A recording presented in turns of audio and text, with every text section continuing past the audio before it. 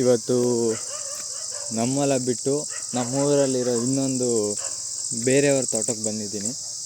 ಈಗ ಏನಂದರೆ ಇದು ಒಂದು 5 ವರ್ಷದಿಂದ ಇಟ್ಟಿದ್ದು ಅನಿಸುತ್ತೆ ಈ ಗಿಡಗಳು. ಈಗ ಆಲ್ರೆಡಿ ಗೊನೆ ನೋಡಿರಿ, ಇಲ್ಲಿ ಒಂಬಳೆ ಬಿಟ್ಟಿದೆ.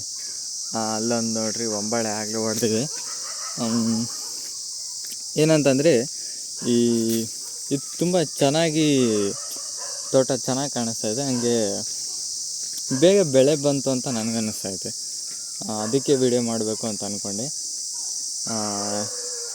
ಇಷ್ಟು ದಿನ ಬರೀ ನಮ್ಮಲ್ಲದ ವೀಡಿಯೋನೇ ಮಾಡ್ತಾಯಿರ್ತಿದ್ದೆ, ಎಲ್ಲ ಬರೀ ಅದೇ ಹೇಳ್ತಾಯಿದ್ದೆ. ಇವತ್ತು ನೋಡ್ರಿ ಬೇರೆಯವರ ತೋಟಕ್ಕೆ ಬಂದಿದ್ದೀನಿ. ಇನ್ನೇನಿಲ್ಲ, ಗಿಡ ಚೆನ್ನಾಗಿ ಕಾಣಿಸ್ತಾ ಇದೆ ಅಂತ ತೋರಿಸೋದಕ್ಕೆ ಅಷ್ಟೇ.